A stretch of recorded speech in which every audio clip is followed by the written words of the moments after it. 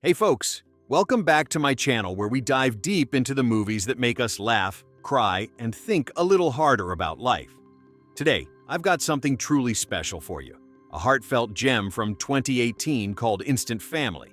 If you're looking for a film that blends comedy with real emotional depth, one that shines a light on the ups and downs of building a family in unexpected ways, then this is the movie you absolutely need to add to your watch list right now. Trust me, by the end of this, you'll be hitting play on it faster than you can say family movie night.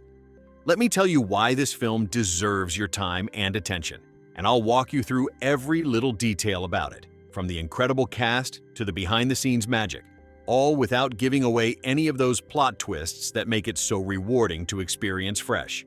First off, picture this: a story inspired by real life, where a couple decides to step into the world of foster care adoption, stumbling into challenges and joys they never saw coming. It's directed by Sean Anders, who not only helms the project but co-wrote it with John Morris. What makes this so compelling? Sean Anders drew from his own personal journey. He and his wife fostered and then adopted 3 siblings themselves, ages 6, 3, and 18 months at the time. That authenticity bleeds through every frame, making Instant Family feel less like a scripted comedy and more like a warm, honest peek into the realities of adoption. It's not just entertainment, it's a conversation starter about family, resilience, and love in all its messy forms. And folks, if you're a parent thinking about becoming one, or just someone who appreciates stories that tug at the heartstrings while delivering big laughs, this movie will resonate with you on a profound level. Now, let's talk about the stars who bring this story to life, because the casting here is spot-on perfection. Leading the pack is Mark Wahlberg as Pete Wagner, the everyman dad figure who's equal parts charming and hilariously out of his depth. Mark brings that signature charisma he's honed in films like The Departed and Ted, but here it's grounded in a relatable vulnerability that makes you root for him from the start. Opposite him is Rose Byrne as Eleanor Ellie Wagner, Pete's wife. And let me tell you, Rose is a powerhouse. Known for her roles in Bridesmaids and Neighbors, she infuses Ellie with a mix of determination, humor, and tenderness that feels so genuine, you'll feel like you're watching a real couple navigating life's curveballs. Their chemistry is electric, the kind that makes you believe in on-screen partnerships.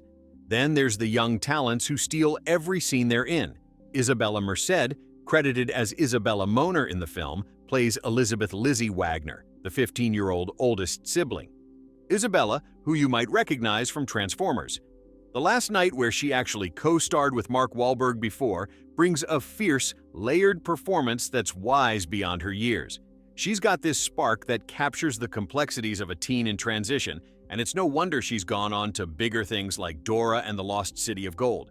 Gustavo Escobar, billed as Gustavo Quiroz, is Juan Wagner, the 11-year-old middle sibling, delivering a performance that's sweet, earnest, and full of those little moments that make you smile.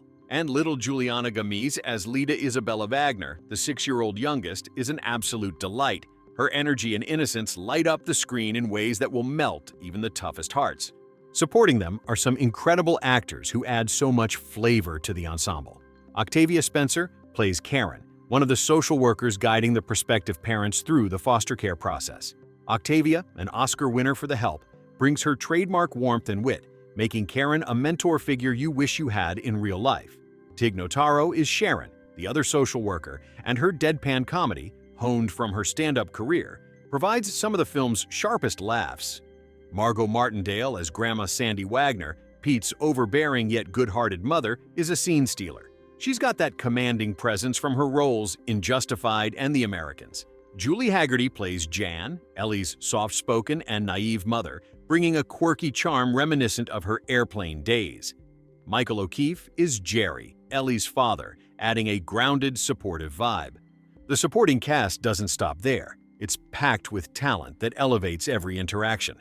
Tom Segura plays Russ, Kim's husband, and his comedic timing as a stand-up comedian shines through. Alan Rachel is Kim, Ellie's sister, providing that sibling dynamic that's both funny and familiar. Elisa Schlesinger as October brings her sharp humor from her comedy specials. Valente Rodriguez is Judge Rivas, the adoption court judge, delivering authority with heart. Charlie McDermott plays Stuart, Pete's co-worker known from The Middle, adding workplace banter. Carson Holmes is Charlie, Lizzie's schoolmate, capturing those awkward teen moments perfectly. Nicholas Logan as Jacob, the janitor at Lizzie's school, has a subtle but memorable presence. Jocelyn Reyes plays Carla, the children's birth mother, with emotional depth. Eve Harlow is Brenda, Andrea Anders is Jessie, Gary Weeks is Dirk, and Joan Cusack pops up as Mrs. Howard, bringing her iconic eccentricity from films like Addams Family Values. And we can't forget the even smaller roles that fill out this vibrant world, like Britt Rentschler as Linda, Candy Marie as a nurse, Anthony Ace, Thomas as a cop, Caleb Pratt as a student, William J. Simmons as Lita's classmate. There are uncredited appearances too, like Jennifer Miss Fur Russell as a parent, Bobby Akers as a high school student, Michelle Antrobus as an ice cream diner patron, Heather Jocelyn Blair as a core adoptive parent, Dennis Bolden as a court bailiff, Raphael Dantes Carr Jr. as Brian, Taylor K. Charles as a foster kid, Leon Kroom as an ice cream diner patron, Mark Demeter as a concerned father, Ashley Flanagan as a waitress, Jackson T. Giles IV as a boy in a hospital waiting room, Sandy Givelber as a social worker, Athena Hatcher as a teen or roller coaster rider, Daisy Hill as a shopper, Maya S. Joshi as a theme park child, Leyland Downs Karis as a camper, Shane Donovan Lewis as October's kid, Destiny Lopez as a mom, Monica Mathis as a roller coaster rider, Jaden McCollum as adoptive kid Cindy, Eleanor Michkowski as a high school student, Mason Pike as a park goer, Hannah Powell as a kid at an amusement park bridge, Zachary Powell as a kid on a playground, John Thalen Reese as a security guard, Patty Shell Haas as a lawyer, James Paul Shepard as a nurse, Benjamin Weaver as an adoption agent, Wes Weems as a parent, Damani Q. Williams as CJ, and Maria Z. Wilson as a social worker. Even the dog, Keeper, plays Meatball, adding that extra touch of family chaos.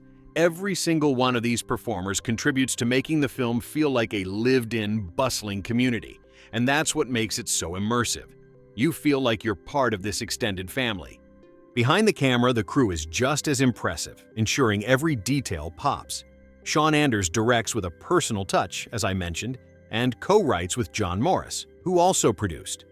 The producers include Sean Anders, Mark Evans, Stephen Levinson, John Morris, and Mark Wahlberg himself, all with that PGA stamp of hands-on involvement.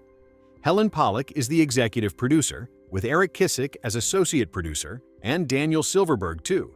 The music is composed by Michael Andrews, who crafts a score that's uplifting and emotional, mixed and recorded by Todd Burke, with music editing by Ryan Castle, supervision by Dave Jordan and Justine von Winterfeld, and contributions from musicians like James McAllister, Gabe Noel, and William Gustavus Seifert. Alexander Thompson assisted in engineering. Cinematography is handled by Brett Pollock, capturing those intimate family moments with a warm, inviting lens. The film editing is by Brad Wilhite, keeping the pace snappy at 118 minutes. Art direction is supervised by Elliot Glick, with a team including Tori Anders as art department coordinator, Jessica Baker as set decoration coordinator, and set dressers like Scott Bauman, Maxwell Britton, and others who built the cozy, chaotic home environments. The makeup department is led by Howard Berger, with key artists like Jacinda Burkett, Jennifer Hodges, Ada Scuffle, Isabella Scuffle, Linda Traxler, Jordan Vanetis, and Johnny Villanueva. They make sure everyone looks real, from everyday parents to stressed-out kids. Hairstylists include Zoe Belton and Lance Aldridge. Production management falls to Helen Pollack as unit production manager and Gretel Twombly as production supervisor. Assistant directors include Daniel Silverberg as first, Conte Mark Matal as second, Lindsay Frideau and Jen Willis as additional seconds, and others like Joseph Gravier and Christopher Zhu. The sound team, crucial for those heartfelt dialogues, includes re-recording mixers Ron Bartlett and Anna Belmer, boom operator C. Douglas Cameron, supervising sound editor Andrew DeCristofaro, dialogue editor Russell Farmarco, and Foley mixer David Job. Special effects are coordinated by Skylar Gurrell, with technicians like Wayne Rowe and Brian Brimcombe. Visual effects come from teams at Zero VFX and Filmograph, with artists like Joseph On for animation, Niall Booker for digital matte painting, Stephen Browning as CG artist, and compositors like Myung Choi and Zachary Cole. Digital intermediate work at Light Iron includes colorist Ian Verdevec, producer Christine Carr, and assists like Christopher Abdon and Tom Bareel. Stunts are coordinated by Jennifer Badger, with performers like Matt Allman, Joshua Bradley doubling Mark Wahlberg, and others like John Copeman and Thomas Dupont.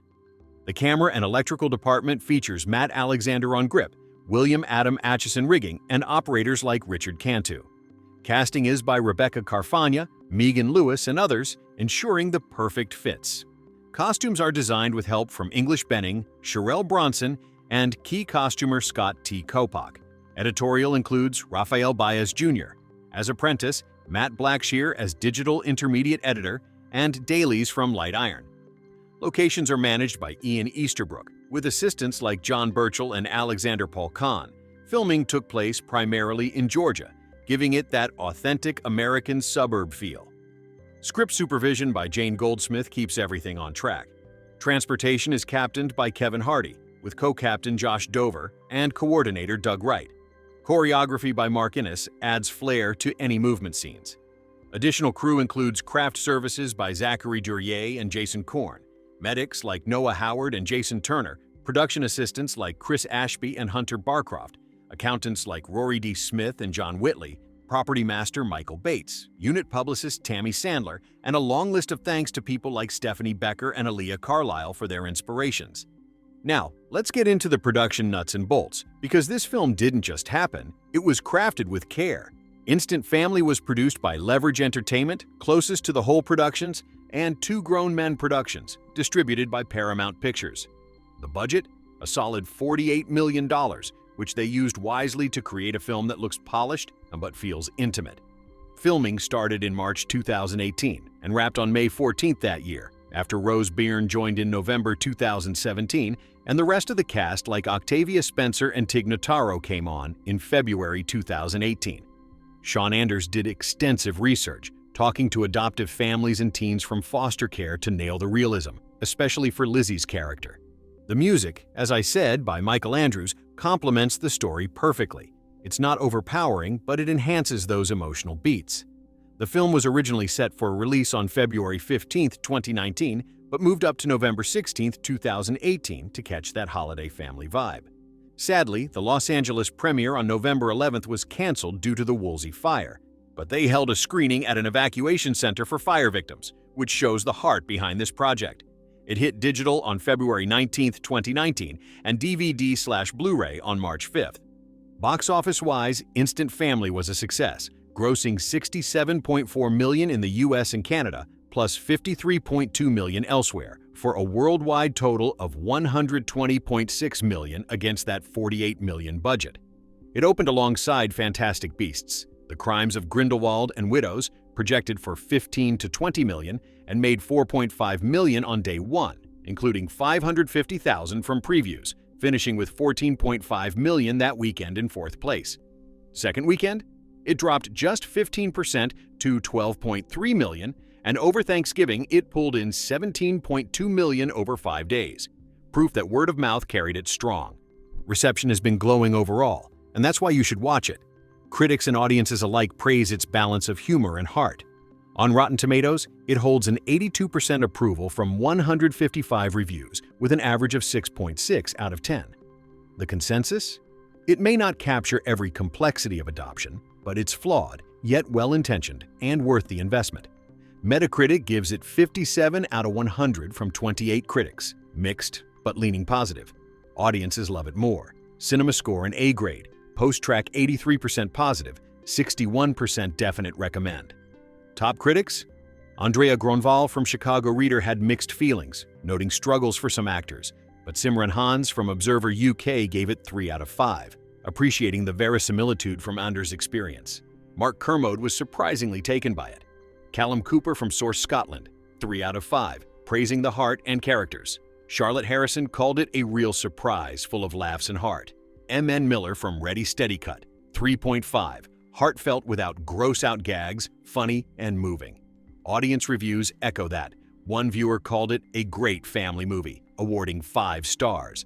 Another, Lou E., said it's one of their absolute favorites, loving the realism, healthy relationships, and rewatching it 4 times as a comfort film. Pedro Enrique C. found it fun with adult jokes, highlighting adoption's importance. Though not everyone loved it. Thinking M found it annoying and overblown, switching off after 30 minutes. Randy B. called it cute as hell with laughs and cries. And there you have it, every nook and cranny of Instant Family laid out. But why should you watch it? Because in a world full of blockbuster spectacles, this film reminds us of the simple, profound power of family stories. It's rated PG-13 for sexual material, language, some drug references, and thematic elements, making it great for teens and up. If you haven't watched it yet, stick around because I'm about to tell you exactly why this movie should be your next family watch, date night pick, or solo feel-good session. It's funny, it's real, it's emotional without being manipulative, and it shines a light on something so many people go through but rarely see on screen in such an honest, entertaining way. I'm gonna walk you through everything. The story's roots, the incredible talent in front of and behind the camera, the production journey, how it came together, what critics and audiences really thought, some cool trivia that makes it even more special, and, most importantly, why this film hits different and why you owe it to yourself to experience it spoiler-free. So grab a drink, get comfortable, because we're going long on this one. Let's make it feel like we're just chatting over coffee about a movie that truly matters. Right from the opening scenes, Instant Family pulls you in with its premise. A couple, Pete and Ellie, who are loving life as a child-free duo, but decide to explore foster parenting. They figure maybe one little kid could be fun, but life has other plans when they meet three siblings who need a home together.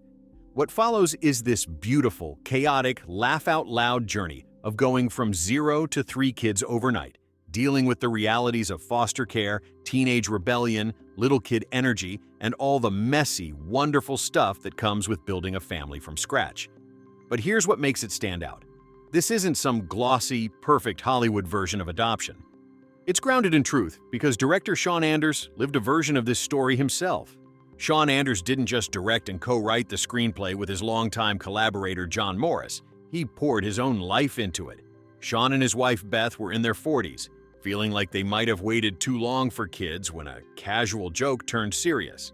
Sean once quipped that they should just adopt a 5-year-old to catch up on lost time, and his wife called his bluff. They dove into foster care with the intention of adopting and ended up fostering, then adopting, 3 siblings who were about 6, 3, and 18 months old when they came home. That sudden shift from no kids to 3 is exactly what Pete and Ellie go through in the film. Sean has said in interviews that the movie is a fictional tale inspired by his experience, but he wanted to capture the humor, the sweetness, and most of all, how normal it all becomes once you're in it. He didn't sugarcoat the hard parts, the fears, the doubts, the trauma the kids carry, because he wanted to show that parenting, whether biological or adoptive, comes with challenges, but the love makes it worth every bit. To make sure the story rang true beyond his own life, especially for the teenage character, Sean did deep research. He talked to other adoptive families, including those who had taken in teens, and sat down with young people who had grown up in foster care and been adopted. One real encounter stuck with him. At an adoption fair, just like the one in the movie, he met a teenage girl who was holding out hope her birth mom would come back, so she refused placement.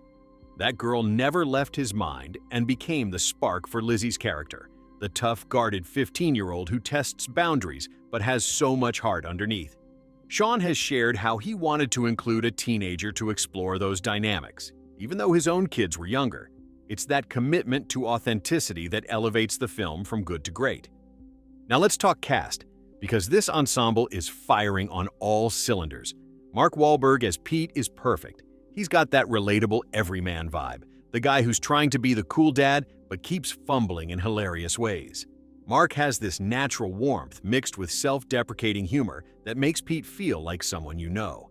And fun fact, this was his second time working with Isabela Moner, who plays Lizzie. They were in Transformers, the last night together just a year earlier. Rose Byrne as Ellie is equally brilliant.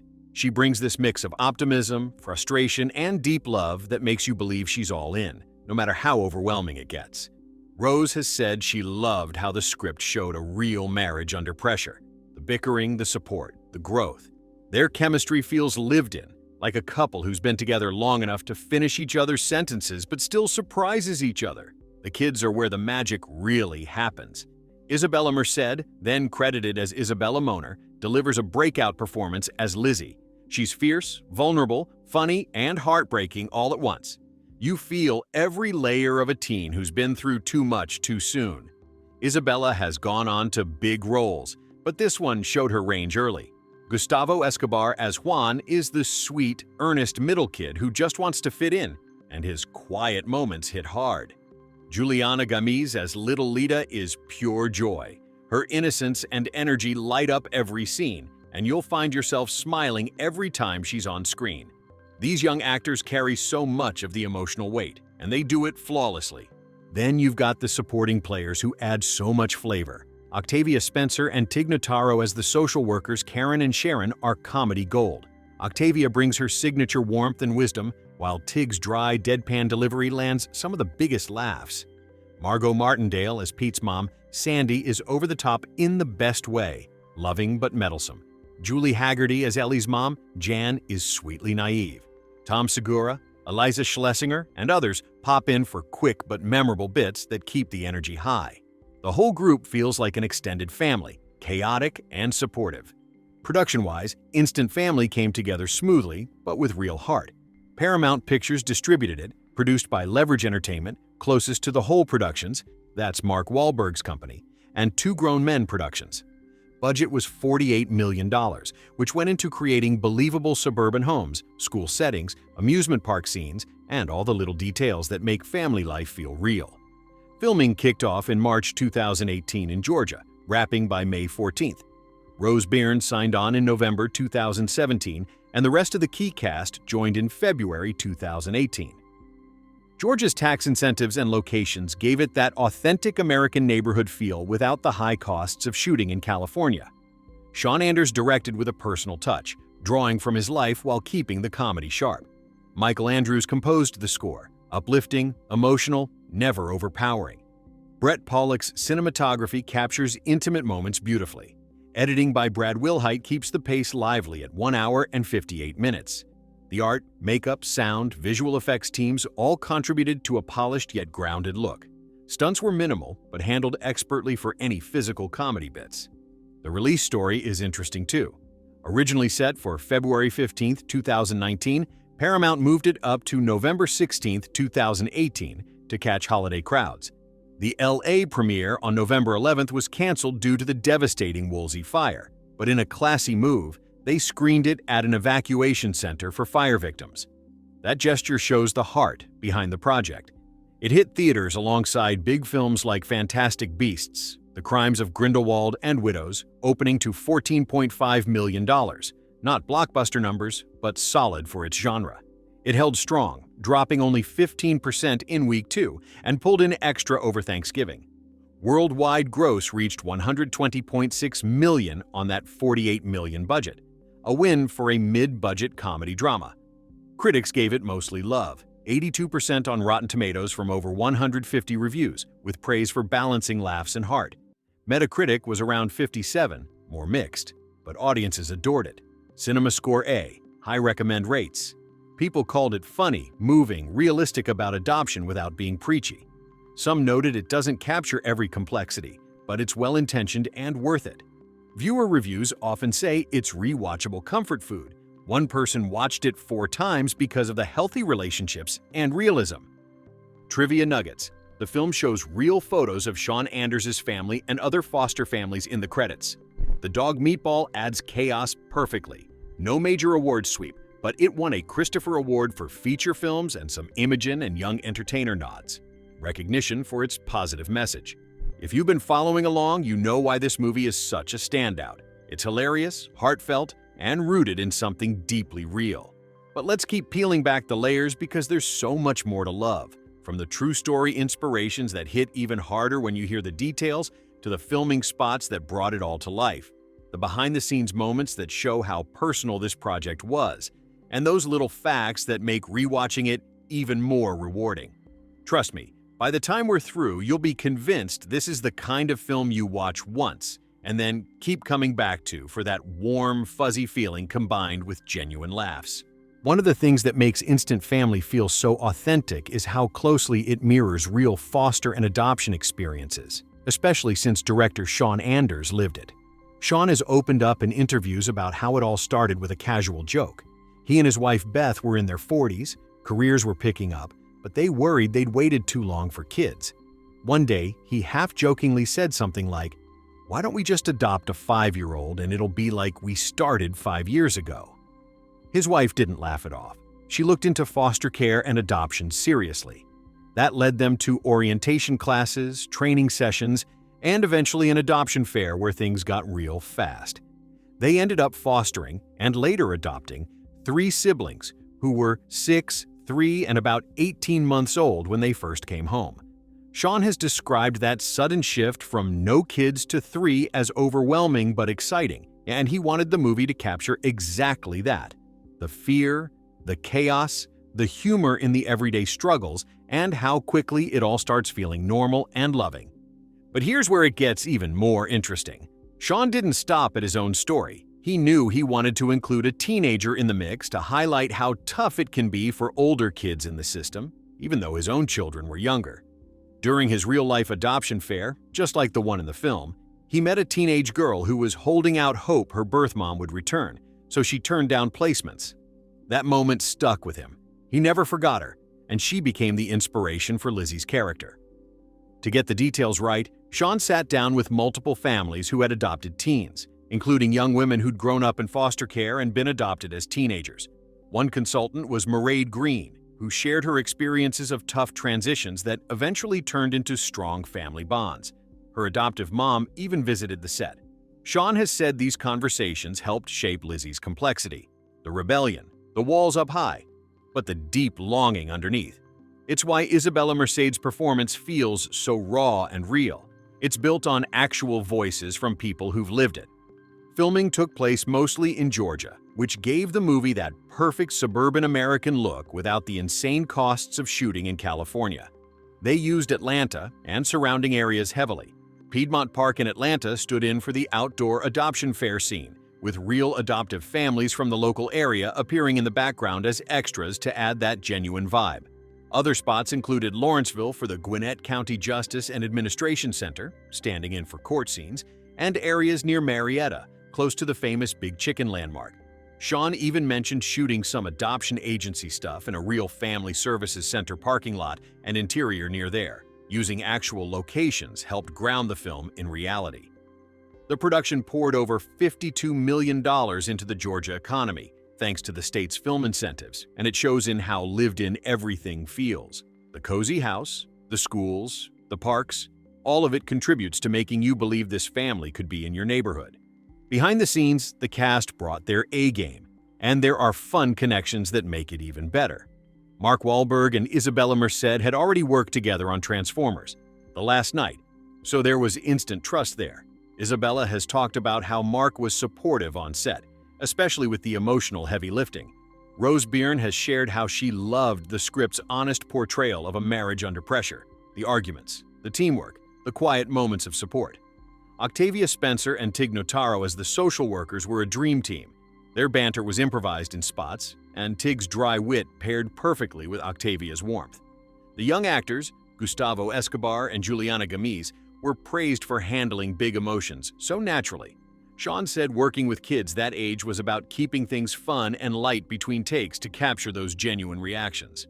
The film wrapped principal photography by May 14, 2018, after starting in March, a tight schedule that kept the energy high.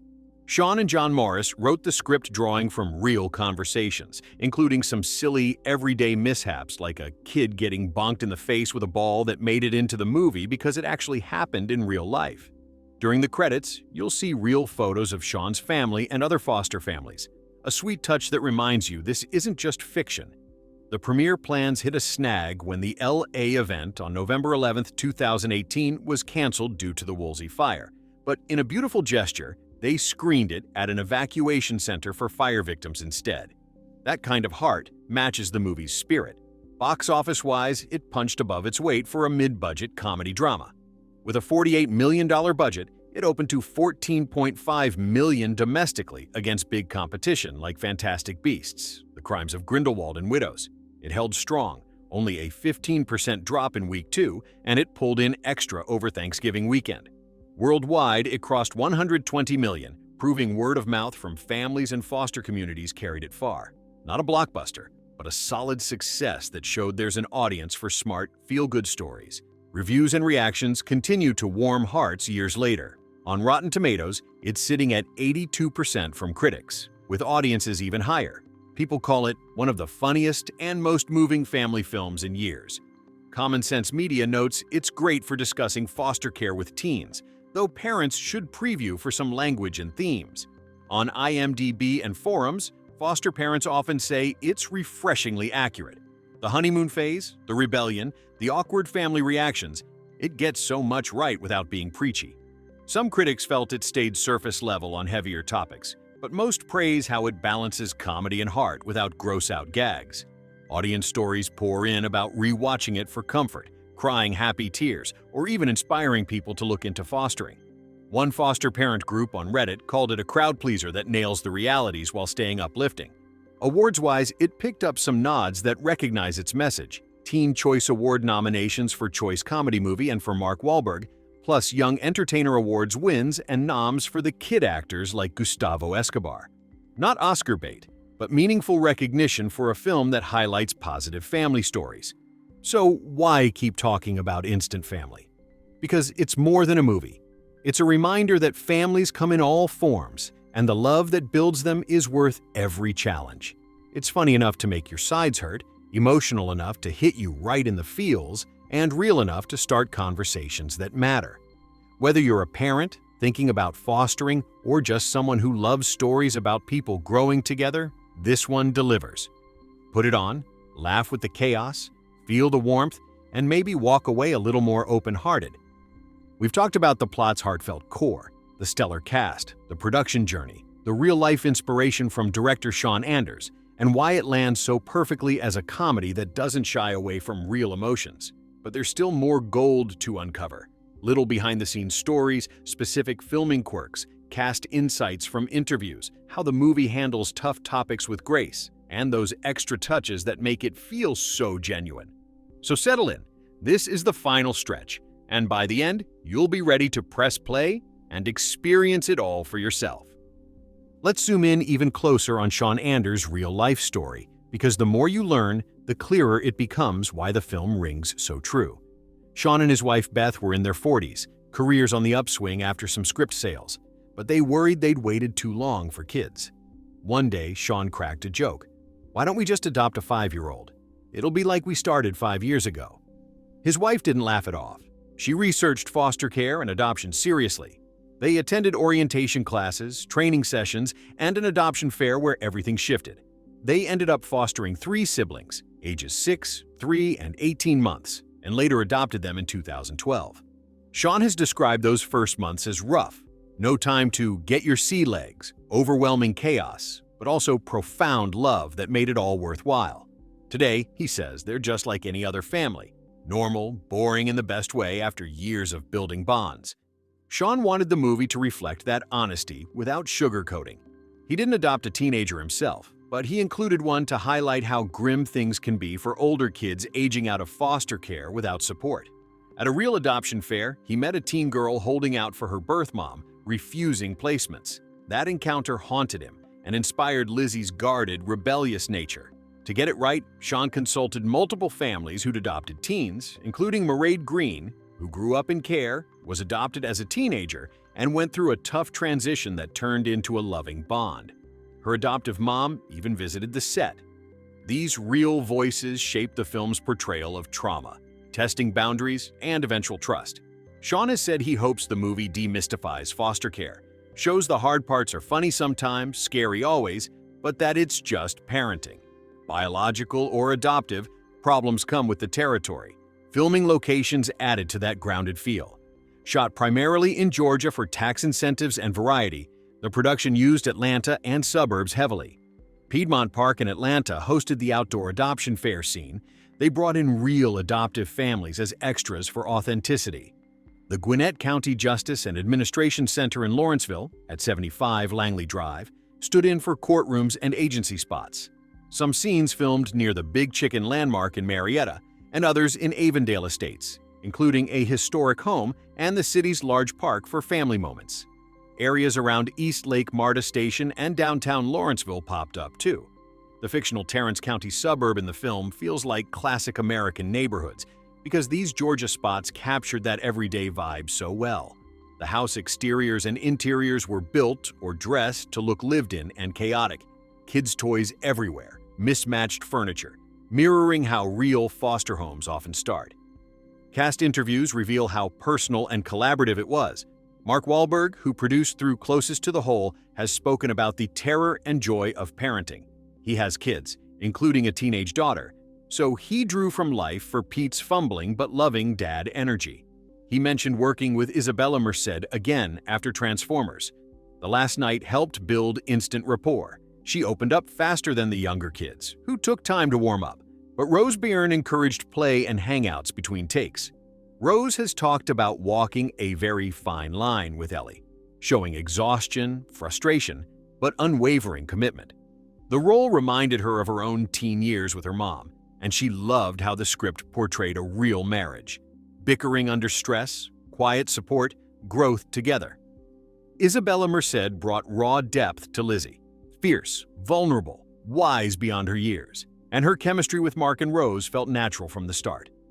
Other cast bits: Octavia Spencer and Notaro improvised some banter as social workers, landing huge laughs. Margot Martindale and Julie Haggerty nailed the overbearing yet loving in-law roles. The young actors, Gustavo Escobar and Juliana Gamiz, handled big emotions naturally. Sean kept sets fun and light to capture genuine reactions. Fun trivia: real foster family photos, including Sean's, appear in the credits, alongside Isabela performing the end credits song Stay With You. Some silly moments, like a kid getting bonked by a ball, came straight from Sean's life. The Joan Cusack neighbor scene, an emotional outpouring in her yard, was always in the script as a random, touching confrontation. The film balances comedy and gravity beautifully. Laughs from chaotic family antics, tears from deeper struggles like relapse fears or reunification hopes, but never preachy. It treats gay couples in the story as normal. Afterthoughts? No big deal. Just people building families. Social workers are guides, not saviors. Kids aren't perfect angels or villains. They're kids with histories. That's why foster parents and adoptive families praise it. Accurate honeymoon phase, rebellion, awkward extended family reactions, all wrapped in uplift. At 118 minutes, PG-13 for language, sexual material, drug references, and themes, it's ideal for families with teens or adults wanting something meaningful yet entertaining. It grossed over $120 million on a $48 million budget, held strong word of mouth, earned an 82% on Rotten Tomatoes, and an A Cinema score. Not every critic loved the depth, but audiences did, calling it rewatchable comfort, inspiring, hilarious, moving. So here's the bottom line.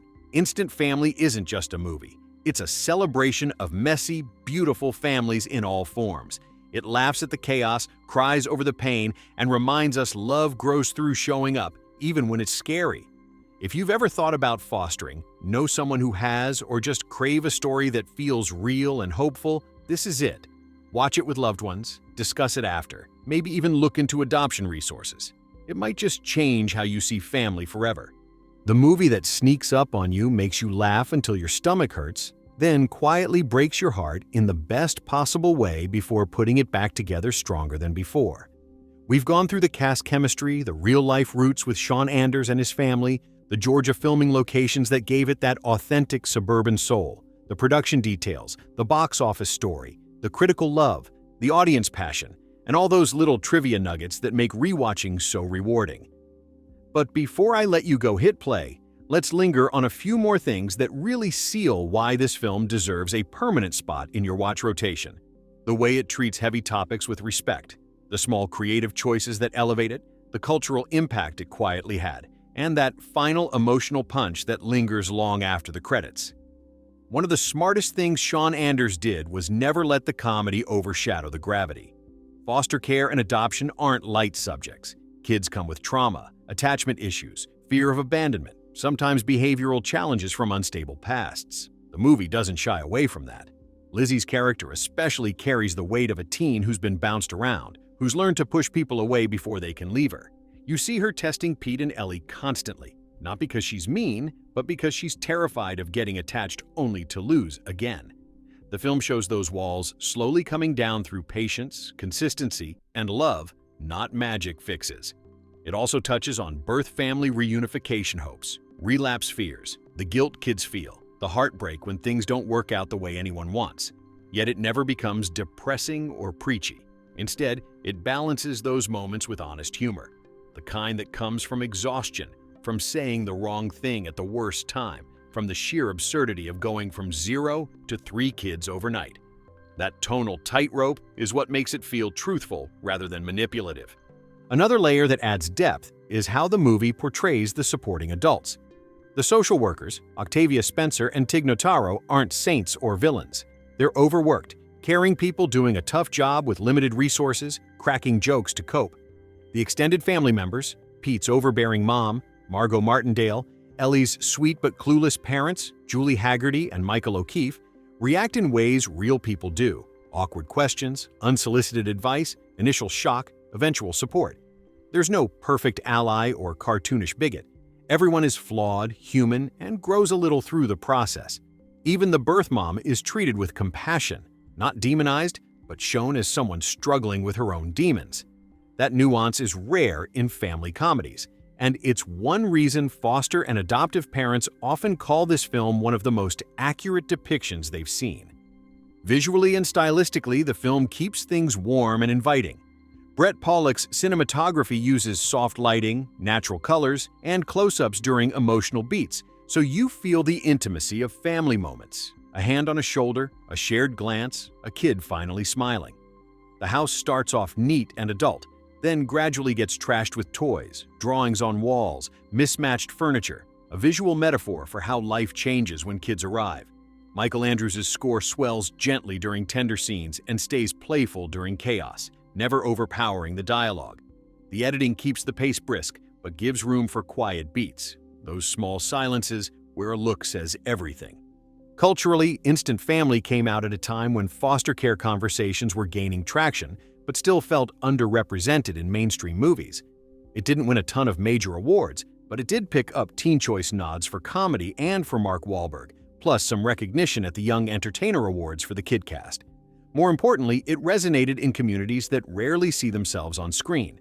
Foster parent groups, adoption agencies, and even some state child welfare departments have recommended it as a conversation starter. People share stories online about watching it with their kids, with prospective adoptive parents, or alone, and then deciding to foster. That ripple effect, a mainstream studio comedy quietly encouraging real-world action, is pretty powerful. And let's talk about rewatchability, because this is the kind of movie you can return to again and again. The first watch hits you with the big laughs and the big feels. On repeat viewings, you catch the foreshadowing, the subtle performances, the throwaway lines that land harder once you know the journey. The end credits song Stay With You, performed by Isabela Moner herself, becomes a perfect emotional capstone, her voice carrying all the vulnerability Lizzie showed. Those real photos of Sean Anders's family and other foster families rolling during the credits, they hit different after you've seen the story unfold.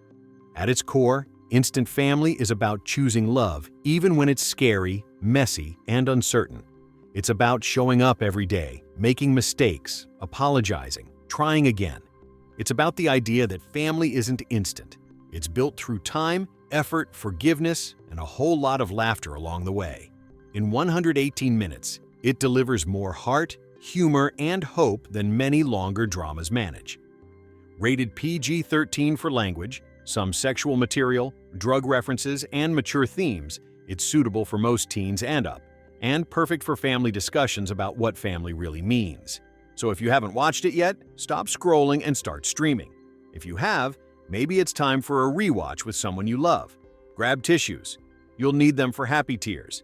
Maybe some snacks for the chaos scenes, and let this movie remind you why family, however it comes together, is worth everything. We've unpacked the cast, the director's personal inspiration, the filming in Georgia, the production crew, the box office run, the glowing reception, and why it feels like such a breath of fresh air in a sea of formulaic flicks. But there's always more to savor in a film this layered, from the exact timelines of how the project came together, to deeper insights from the creators, the subtle ways it nods to real foster care experiences, and those post-release ripples that show its lasting impact. So, if you're still with me, let's keep rolling through every nugget that makes this movie one you'll recommend to friends, rewatch on bad days, and maybe even let inspire a real conversation about what family means to you. Let's circle back to the origins with fresh precision because Sean Anders' story is the backbone here. Sean, who directed and co-wrote with John Morris, drew directly from his life with wife Beth. In their 40s, after successful script sales, they joked about adopting an older kid to catch up, but it turned serious.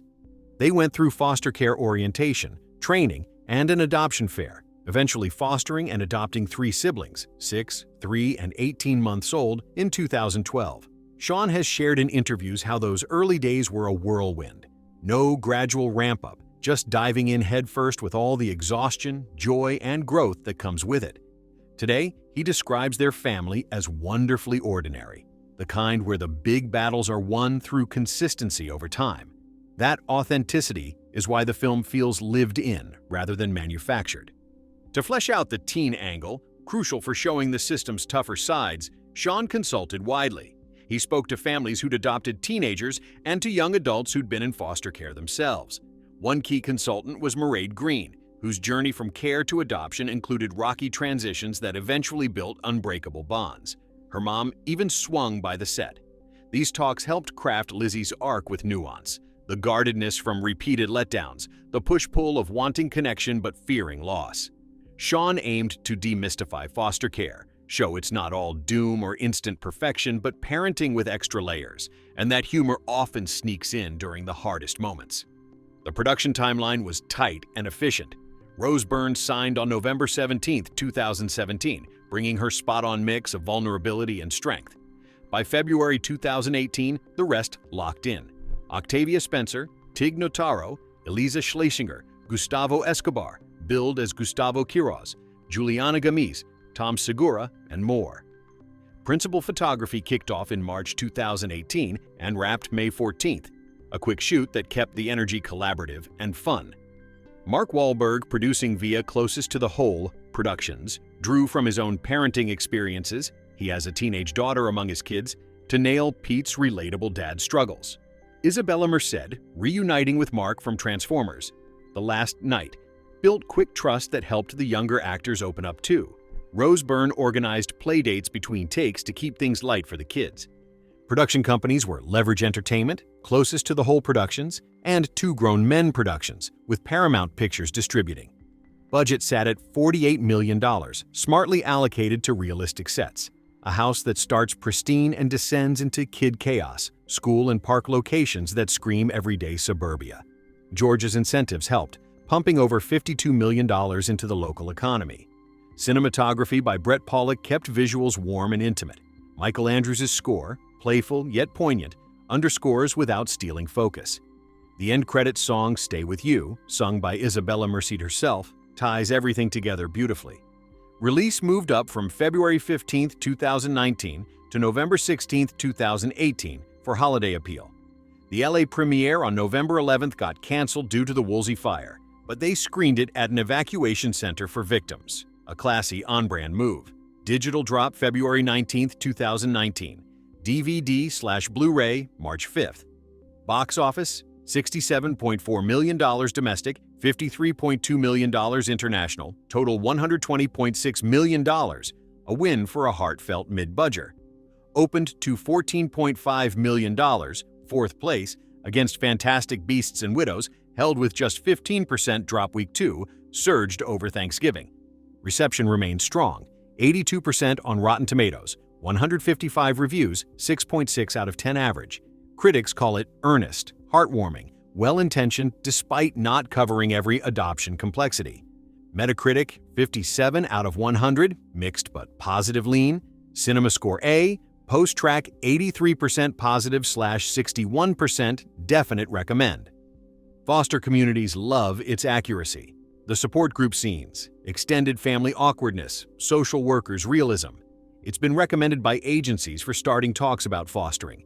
Trivia that deepens the love, real foster family photos, Sean's included, in credits. Some mishaps like ball-to-face bonks straight from life. Joan Cusack's neighbor scene always scripted as a raw, random heart-to-heart. No major goofs noted, but the film's balance of laughs and feels makes it endlessly rewatchable. Why does Instant Family keep pulling people back?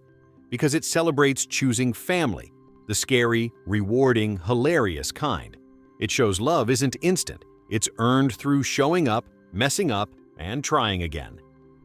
PG-13 for language, sexual material, drug references, themes. Great for teens/adults. In 118 minutes, it delivers more emotional truth than many epics. If you're still hanging with me on this ultra-detailed breakdown of Instant Family, 2018, I appreciate you more than you know. We've pretty much turned over every stone. The true story behind Shawn Anders' own adoption journey, the Georgia shoot locations from Piedmont Park to Lawrenceville courthouses, the cast chemistry that feels like real family, the $48 million budget that looked way bigger on screen, the $120.6 million worldwide haul, the 82% Rotten Tomatoes love, the A Cinema score from audiences who actually watched it with their kids, and every little trivia bit from real foster photos in the credits to Isabela Moner singing the end credits track herself. But there's always one more layer to appreciate in a movie this warm. So let's finish strong with some final reflections.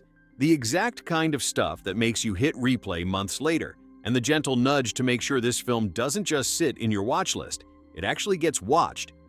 One thing that keeps coming up when people talk about Instant Family years after release is how refreshingly low on preachiness it is. So many issue movies feel like they're trying to teach you something every second. This one just shows you life as it is for a lot of families who choose foster care or adoption.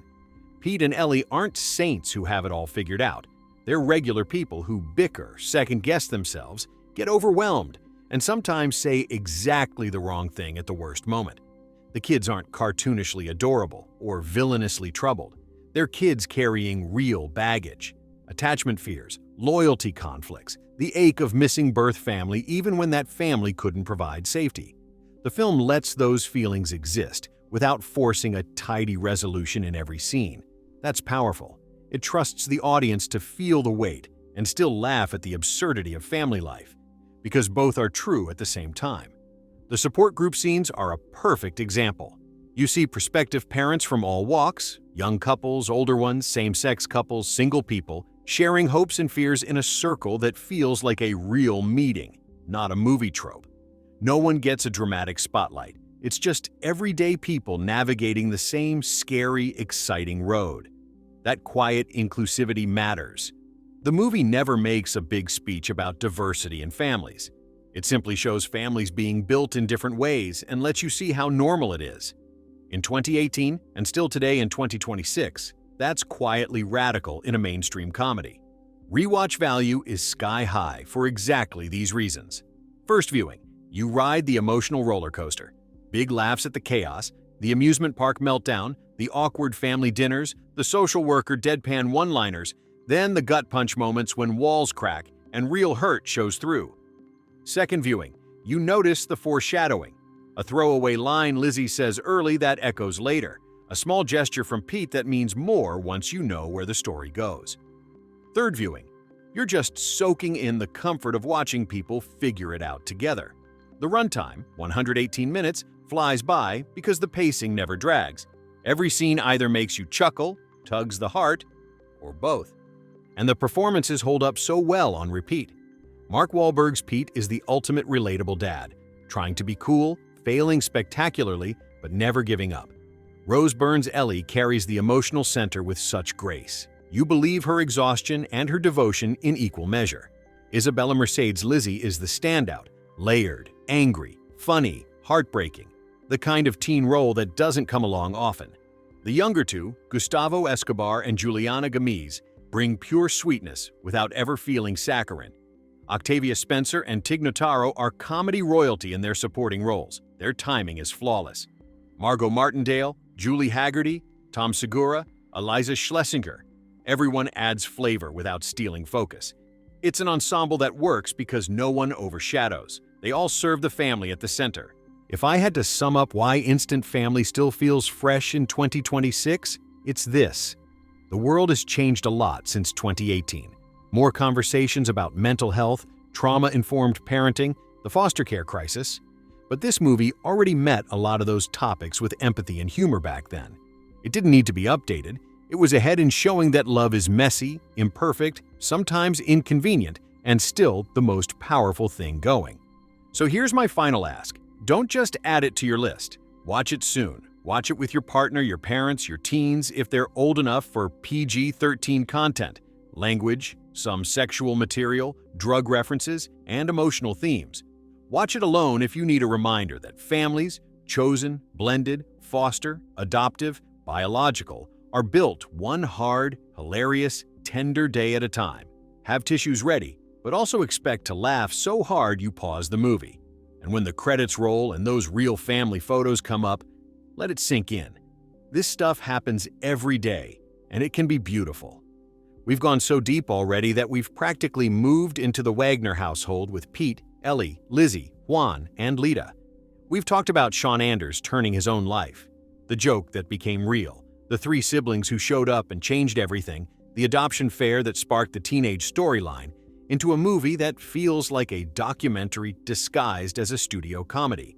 We've listed every cast member from Mark Wahlberg and Rose Byrne down to the background extras who made the support groups and amusement park scenes feel alive.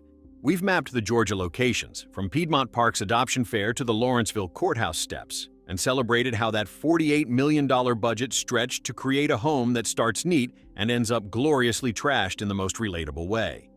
We've covered the November 16, 2018 release, the fire-canceled premiere that turned into a screening for Woolsey fire evacuees, the solid $120.6 million worldwide gross, the 82% Rotten Tomatoes score, the A-Cinema score that proves audiences connected on a soul level.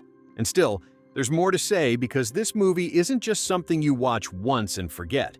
It's something that settles into your bones and stays there, quietly reminding you what matters. Let's linger on the little creative decisions that make the difference between good and unforgettable. Take the way the film uses silence, not awkward dead air, but deliberate, earned pauses.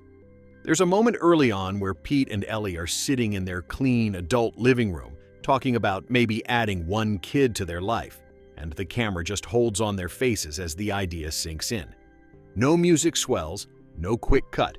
Just two people realizing their world is about to expand in ways they can't fully predict. Those quiet beats are everywhere. A kid staring at a closed door, a parent exhaling after a long day, a family sitting together after a fight. They give the laughter room to breathe and make the emotional turns hit harder. Sean Anders and John Morris wrote the script knowing that real parenting is 80% chaos and 20% these small, sacred silences, and they trusted the audience to feel them. Another genius stroke is how the comedy never punches down. The laughs come from universal truths, the terror of a first parent-teacher conference, the panic when a toddler disappears in a crowd, the way grandparents show up with unsolicited opinions and too many snacks. Nothing mocks the kids' pasts, nothing cheapens the social worker's hard work, nothing turns trauma into a punchline.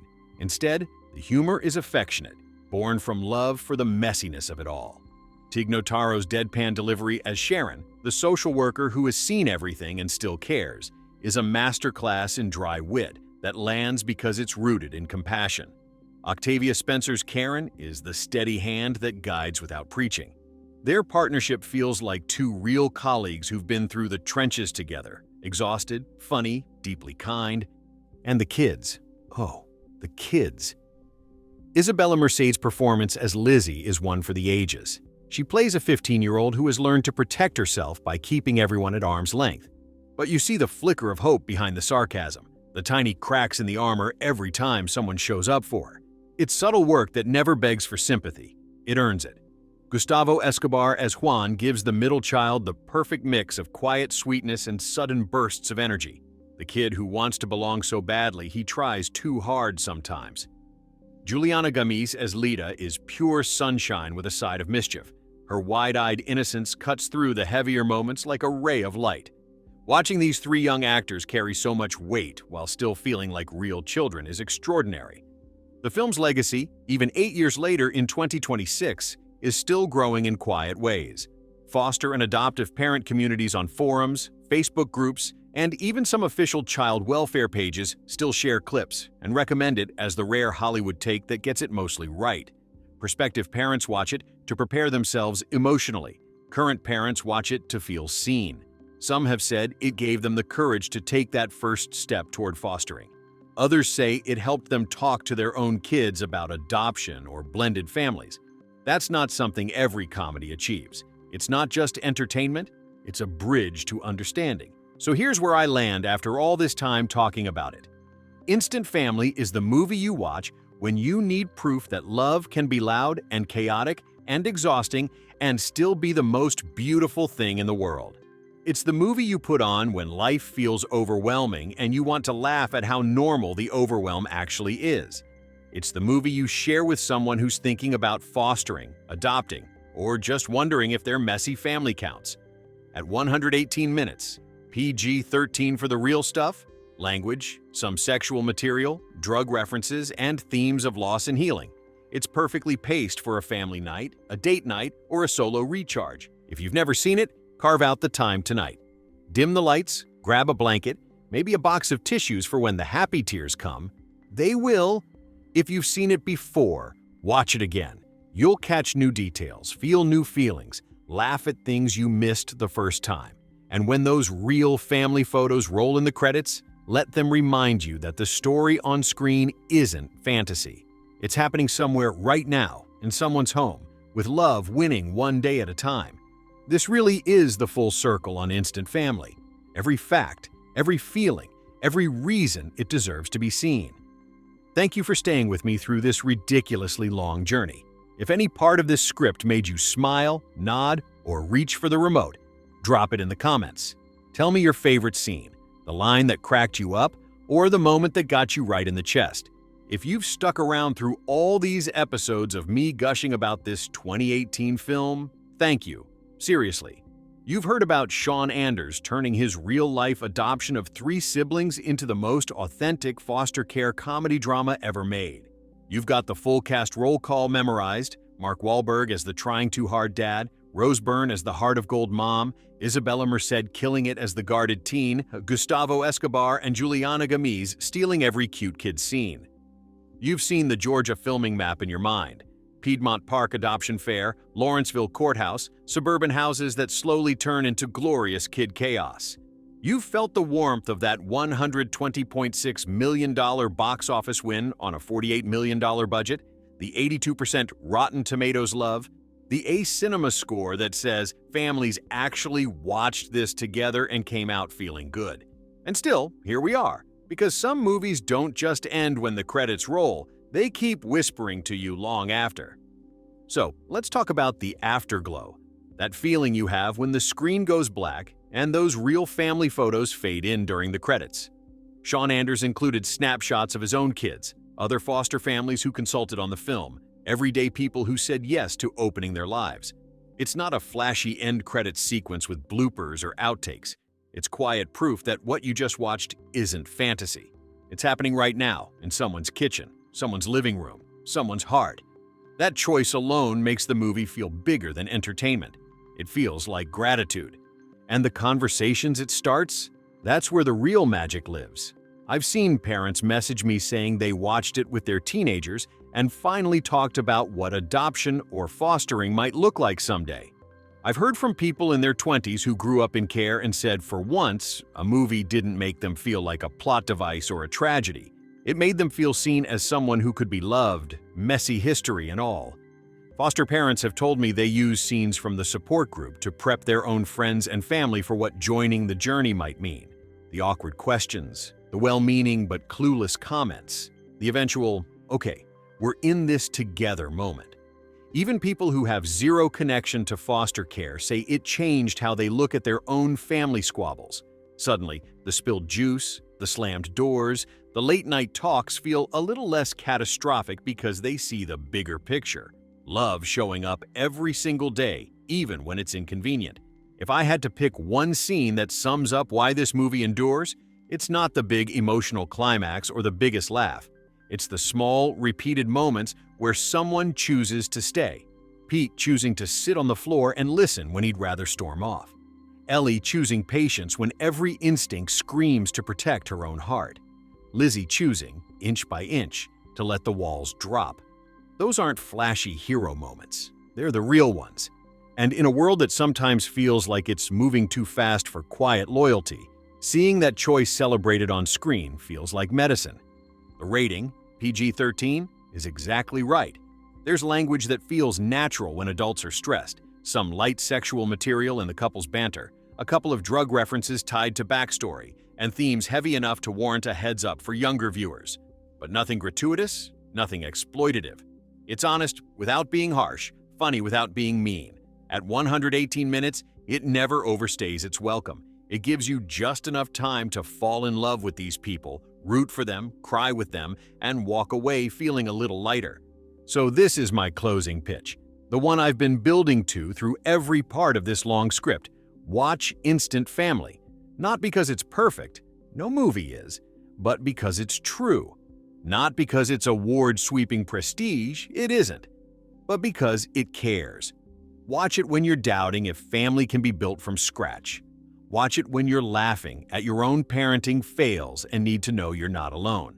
Watch it when you need hope that love, the stubborn, patient, hilarious kind, still wins. Stream it, rent it, buy it, whatever works. Put it on with the people you love most. Have the tissues ready for the happy, sad tears. Laugh until your sides hurt at the chaos. Feel the warmth when things start to click. And when it's over, maybe text someone you care about and just say, "I'm glad you're my family." However that family came to be. That's it. This is the final curtain on the Instant Family Deep Dive saga. We've covered every angle, every heartbeat, every reason this little 2018 gem deserves to be seen and re-seen. Thank you for riding along, whether you joined at part 1 or jumped in right here. If this convinced you to press play, or if it reminded you why you love this movie, drop it in the comments. Tell me the scene that wrecked you, in the best way. The line you quote now, or just say, "Finally watching it tonight." I read every single one. If you've been here since the beginning, you've heard me repeat myself in the best way possible, because this film just keeps giving. You know the drill by now. Shawn Anders living the real version of the story with his wife Beth and their 3 adopted siblings, turning chaos into love into a script with John Morris. Mark Wahlberg and Rose Byrne nailing the exhausted but all-in couple. Isabela Merced, Gustavo Escobar, and Juliana Gamiz making you believe in instant siblings even when everything feels anything but instant. Octavia Spencer and Notaro being the funniest, wisest social worker duo imaginable. The Georgia shoot that made every suburban street and park bench feel lived in. The $48 million budget that somehow created a home that evolves from magazine perfect to gloriously kid-destroyed. The November 2018 release that quietly earned $120.6 million worldwide because families told other families, "You have to see this." The 82% critic score, the A audience grade, the way foster parents still share it in group chats 8 years later. But let's end exactly where the movie ends, with hope that doesn't feel cheap. One of the quietest, most powerful things about Instant Family is how it refuses to tie every loose end in a bow. Real life doesn't work that way, especially when kids come with histories longer than their time with you. The film lets some questions linger. Not every scar heals overnight, not every fear disappears, not every what if gets answered. Instead, it shows progress. Small, stubborn, beautiful progress. A kid who used to flinch at loud voices now leans into a hug. A dad who felt like an imposter starts acting like he belongs. A mom who doubted her own strength finds out she had it all along. Those aren't grand gestures. They're the daily miracles that actually matter. If you're reading this and thinking, "Okay, I've heard enough, I'm watching it tonight," then mission accomplished. If you've already watched it and you're nodding along, then thank you for letting this movie live in your heart the way it lives in mine. This is really, truly the close of the Instant Family saga. We've dissected it, celebrated it, quoted it, cried over it, virtually, laughed over it, and hopefully convinced a few more people to press play. So go do that. Light the living room, mute the phone, gather whoever's home, or just yourself. This works solo too. Let the laughs come first. Let the tears follow. Let the warmth settle in after. When the credits roll and those real photos appear, smile at the thought that somewhere, right now, another family is starting their own version of this story. And maybe, just maybe, you're part of one too. We've lived with this film through every detail imaginable. The director's own adoption story that started with a half-joking comment and ended with 3 siblings turning a quiet house into joyful pandemonium. The way the script captures that sudden leap from 0 kids to 3 without ever making it feel like a fairy tale. The performances that feel lived in and real. The dad who's trying so hard to be the fun one. The mom who's holding everything together with grit and grace. The teen who's built walls higher than anyone should have to at 15. The middle kid who just wants to belong. The little one who lights up rooms without even trying. We've talked about the social workers who are funny and tired and wise all at once. The extended family who mean well but fumble spectacularly. The support groups where strangers become allies. The chaos of everyday parenting that somehow becomes the best part of life. What keeps this movie alive long after the credits isn't the big set pieces or the box office numbers or even the glowing reviews. It's the small, stubborn truth at its core. Family isn't something you get handed perfectly wrapped. It's something you build, piece by messy piece, through arguments and apologies, through nights when everyone is crying and mornings when someone finally laughs again. The film never pretends the hard parts vanish. It shows kids carrying hurt that doesn't disappear overnight, parents doubting themselves even when they're doing everything right, moments of doubt that feel endless until suddenly they're not. And then it shows the flip side, the first real hug that isn't forced, the inside joke that slips out unexpectedly, the quiet night where everyone is under the same roof and it feels like home for the first time. Those aren't dramatic victories. They're the ones that matter most because they're the ones that last. That's why people keep coming back to it. On days when parenting feels like failure, when relationships are strained, when life seems too complicated for happy endings, this movie whispers that progress is real, that love can be loud and exhausting and imperfect and still be enough. It doesn't promise everything gets fixed. It promises that showing up matters, that choosing each other every day adds up to something unbreakable. So if there's one last thing to say before we finally let this deep dive rest, it's this: watch it. Not because it's flawless, nothing is, but because it's honest. Watch it when you need to laugh at how ridiculous family life can be. Watch it when you need to cry because someone understands the ache. Watch it alone or with the people who make your own version of family messy and wonderful. Let the chaos make you smile. Let the tender moments catch in your throat. Let the ending leave you a little softer than you were before.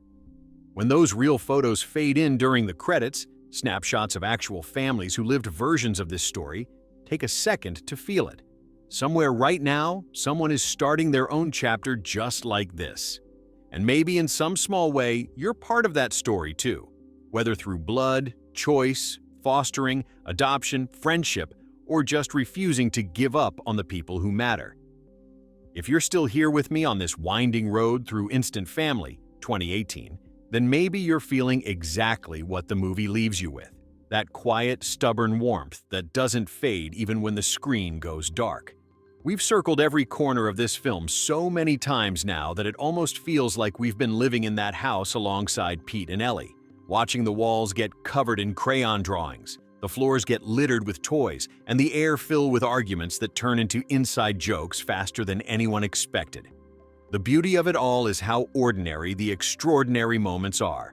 No sweeping orchestral swells announcing every breakthrough. No magical montage that skips the hard weeks. Just people fumbling forward together because turning back isn't an option anymore.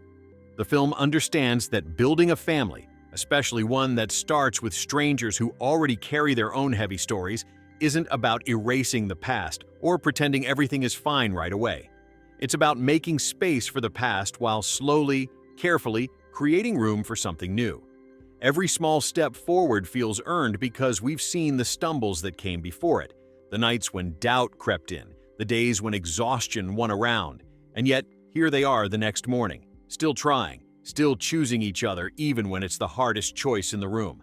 What lingers longest isn't the plot points or the punchlines, though the punchlines are sharp and plentiful, landing in that perfect spot between relatable and ridiculous. It's the way the movie treats vulnerability like something normal, not something to fix or hide.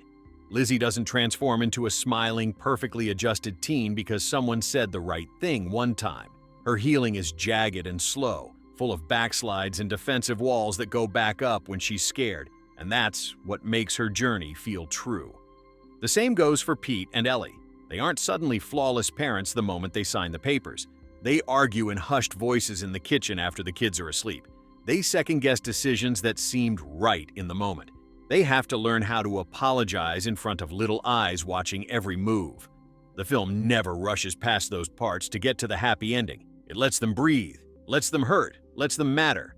And in doing so, it gives permission to anyone watching to admit that their own family, whether it came together through birth, marriage, fostering, adoption, friendship, or sheer stubborn love, doesn't have to look perfect to be real and good and worth fighting for. That's the quiet revolution hiding inside this mainstream comedy. It reminds us that love isn't always the loud, cinematic kind that solves everything in 90 minutes. Sometimes it's the small, repetitive, unglamorous kind, showing up to the parent-teacher conference even when you're terrified of what you'll hear, sitting in silence with a kid who doesn't want to talk yet, laughing at the absurdity of a toddler tantrum in the middle of a crowded store, because if you don't laugh, you'll cry. The movie celebrates those unglamorous victories without ever calling them victories out loud. It just shows them happening one after another until you realize the family has grown roots without anyone noticing the exact moment it happened.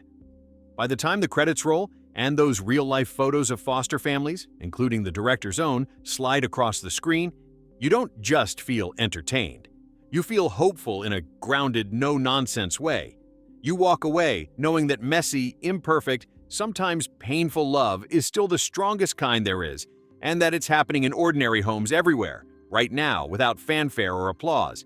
So, if this long ramble has done anything at all, let it be this. Let it nudge you toward pressing play on Instant Family one more time, or for the very first time.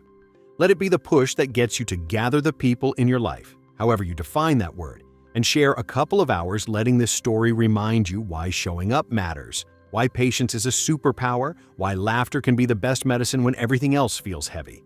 Let the film do what it does best, make you laugh until your sides ache, make your throat tighten at the moments that hit too close to home, and then leave you sitting in the soft glow of the TV feeling a little more certain that love, in all its chaotic and beautiful forms, really does have a way of working things out.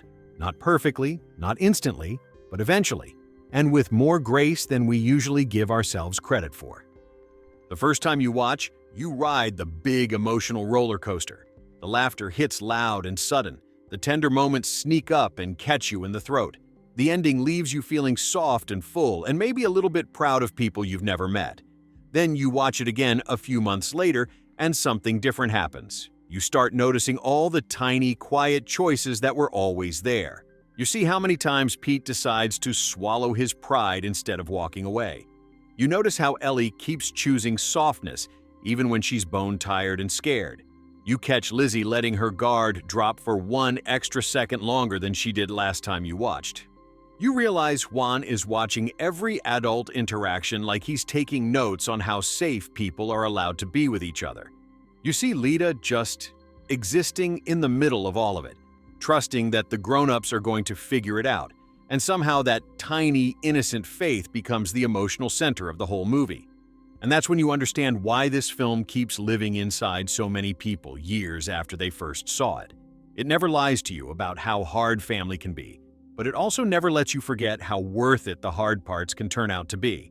It doesn't sell you the fantasy that love fixes everything instantly. It shows you the much slower, much more human version. Love as a daily decision, as staying in the room 5 minutes longer than feels comfortable, as saying sorry when you didn't want to, as laughing when you feel like crying, as showing up again tomorrow even when yesterday was a complete disaster. And somehow, through hundreds of those tiny, unglamorous decisions, something real and lasting gets built right in front of your eyes.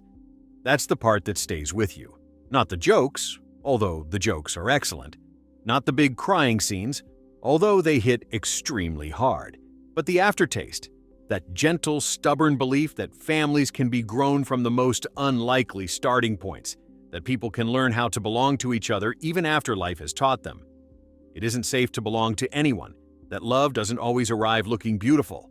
Sometimes it arrives looking exhausted, confused, angry, scared, and still keeps coming back anyway.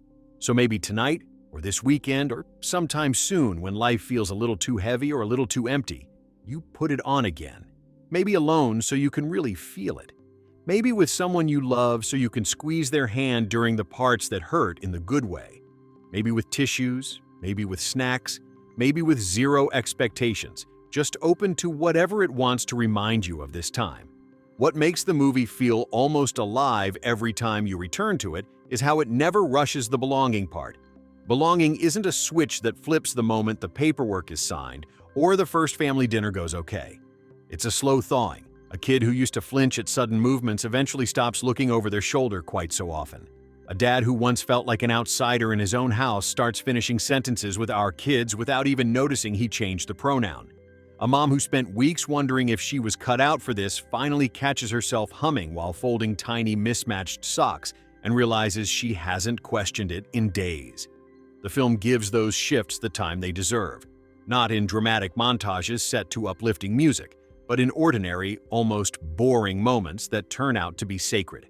A shared bowl of cereal at midnight, a hand resting on a shoulder during a car ride, a sarcastic teen eye roll that ends in a half smile instead of a slammed door. Those aren't the scenes that get the biggest applause in the theater, but they're the ones that echo longest when you're alone later, thinking about your own people and the small ways you've all kept choosing each other through the years. And that's the secret power this movie carries 8 years after it first arrived. It makes the unglamorous parts of love feel heroic, without ever calling them that. It shows you that showing up tired is still showing up, that forgiving yourself for not having all the answers is part of the job, that sometimes the biggest win of the day is everyone ending up under the same roof, even if dinner was burnt and someone cried in the bathroom. It reminds you that family, whether it arrived through biology, paperwork, chance, or sheer stubborn will, isn't measured by how picture-perfect it looks from the outside. It's measured by how many times the people in it decide to stay in the same story, even when the plot gets complicated and no one handed them a script.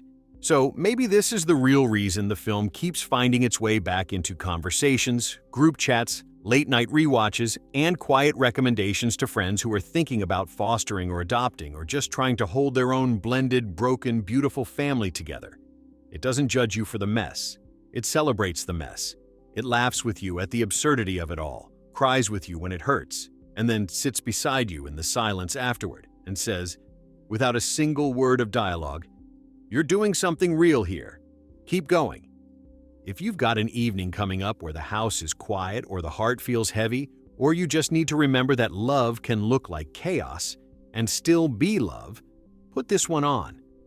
Let the opening scenes remind you how normal it is to feel unprepared. Let the middle stretch make you laugh until your stomach hurts. Let the ending sneak up and leave you sitting there in the dark with wet eyes and a small, stubborn smile because you really know, that the kind of family they're building isn't impossible. It's just human. And when those final credits photos appear, real faces, real smiles, real lives that once looked a lot like the one on screen, let them be the softest proof that the story doesn't end when the movie does. It keeps going in kitchens and backyards and car rides and doctors' waiting rooms everywhere, every single day. This is the place where the long conversation finally rests, not because there's nothing left to say, but because everything that matters has already been felt. Whenever the world feels a little too fast or a little too cold, you know exactly where to find this small, fierce reminder of what family can become when people decide, again and again, to keep saying yes. What keeps drawing people back to this film isn't some explosive revelation or a twist that changes everything. It's the opposite, the way it honors the slow, almost invisible rhythm of real change. You watch Pete go from cracking nervous jokes to cover his fear, to standing quietly in a doorway just watching his kids sleep and realizing the fear is still there, but it doesn't own him anymore. You watch Ellie move from wide-eyed optimism to bone-deep weariness, and then to something steadier, something that knows exactly how fragile and strong love can be at the same time. You watch Lizzie shift from sharp words meant to push everyone away to sharp words that now carry a tiny invitation to stay anyway. Those shifts aren't loud. They don't come with triumphant music or freeze-frame celebrations. They happen in glances, in silences that used to be uncomfortable but now feel safe, in the way a kid who once ate dinner alone in their room now slides their chair a little closer to the table without thinking about it. The movie trusts you to notice those quiet victories, trusts that you'll feel them more deeply because they mirror the small, daily ways your own life has changed, or could still change, when people decide to keep trying. And that's the part that feels almost sacred. The refusal to romanticize the struggle while still refusing to let the struggle have the last word. The film shows you the tantrums, the slammed doors, the whispered fights in the hallway, the nights when everyone goes to bed feeling like they've failed each other. It doesn't skip to the next morning sunshine like so many stories do. It lets you wake up with them, hungover on emotion, still tired, still uncertain, and then it shows breakfast happening anyway. Dishes clinking, someone muttering something sarcastic that makes someone else snort. A hand reaching for the orange juice at the same moment another hand does. Those ordinary sounds become the soundtrack of healing, and the movie never once apologizes for how unglamorous the healing is. It just lets you witness it, lets you feel proud of these fictional people the same way you sometimes feel proud of yourself or someone you love when the day was hard but you all still ended up on the same couch watching TV together. Perhaps that's why Instant Family has this strange staying power. It doesn't ask you to believe in miracles. It asks you to believe in persistence, in the power of one more day, one more conversation, one more hug given when neither person quite knows what to say. It asks you to believe that love can look like exhaustion and still be love, that family can look like mismatched pieces that don't quite fit yet and still be family, that hope can look like doubt with a little more practice and still be hope. And when the credits finally roll and those real photographs appear, ordinary families with messy hair and real smiles, families that once felt as uncertain as the one you just spent 2 hours with, the movie leaves you with the softest possible truth. None of this is impossible. It's just human. It's just what happens when people keep choosing to stay in the same room, keep choosing to try again tomorrow, keep choosing each other even when the choice feels heavy. So whenever the moment arrives, maybe tonight, when the house is quiet, maybe next week, when life feels too loud, maybe sometime when you need to remember that your own story doesn't have to be perfect to be good. Find a comfortable spot, press play, and let this little film sit with you again. If we're still here, wrapped in the soft, unhurried glow that Instant Family, 2018, always leaves behind, then let's just keep breathing in that feeling a little longer. No rush, no need to move on just yet, because some movies aren't meant to be finished and filed away. They're meant to become part of the quiet background music of your days. What this film does so perfectly, so almost invisibly, is remind you that the hardest parts of loving people aren't the big dramatic crises. Those are almost easy to rally for. It's the endless string of ordinary Tuesdays when nothing particularly exciting happens, and yet everything is still quietly at stake. It's the breakfast where someone is grumpy and no one talks much, but everyone still sits at the same table.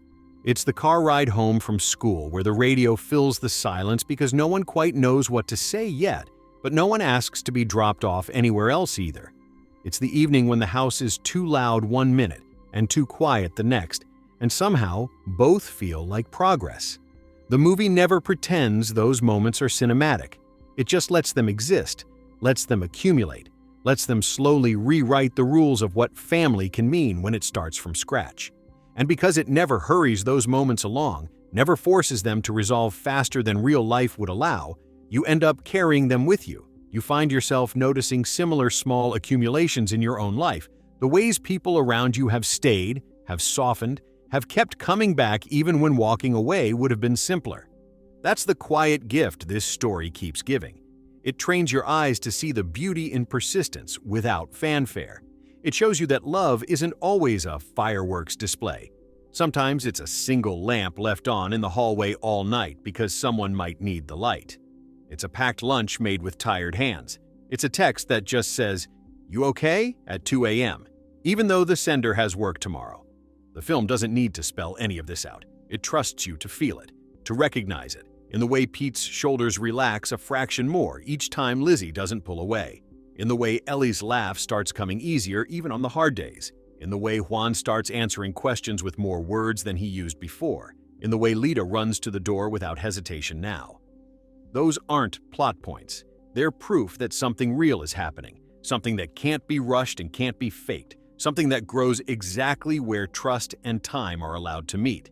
And when the screen finally darkens and those last real photographs drift across, ordinary families captured in mid-laugh, mid-hug, mid-mess, you realize the movie hasn't ended at all. It has simply handed the story back to you.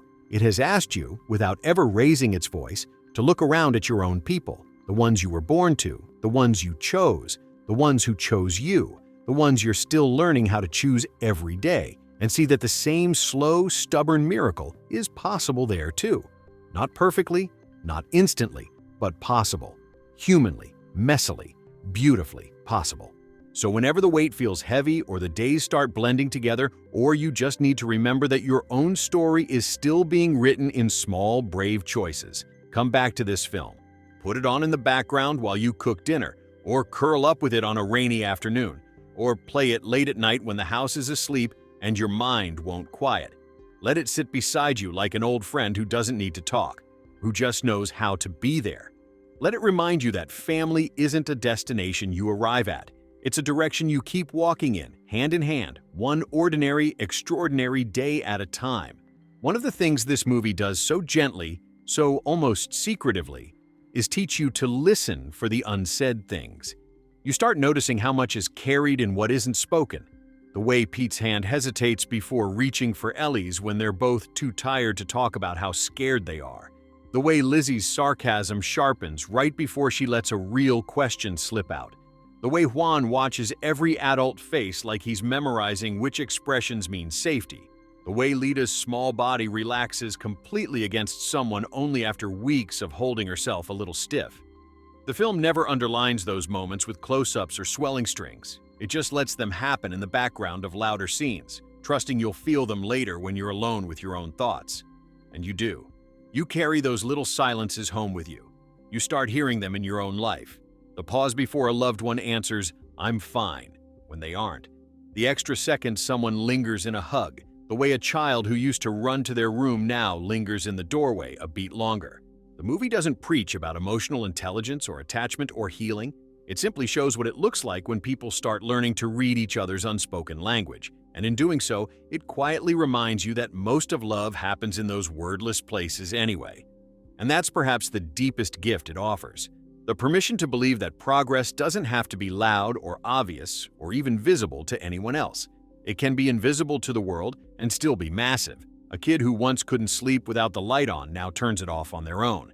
A parent who once braced for every argument now breathes through it instead of escalating.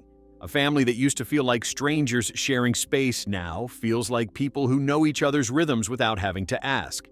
Those aren't Instagram-worthy milestones. They're the ones that rebuild trust one invisible brick at a time. The film celebrates them without fanfare because it knows real families live in that register. Not in perfect before and after photos, but in the slow accumulation of safer mornings, softer evenings, fewer doors slammed, more doors left open. So maybe this is why the movie keeps finding its way back into hearts years later. It doesn't demand that you fix anything right now. It doesn't ask you to become a better parent, partner, sibling, friend overnight.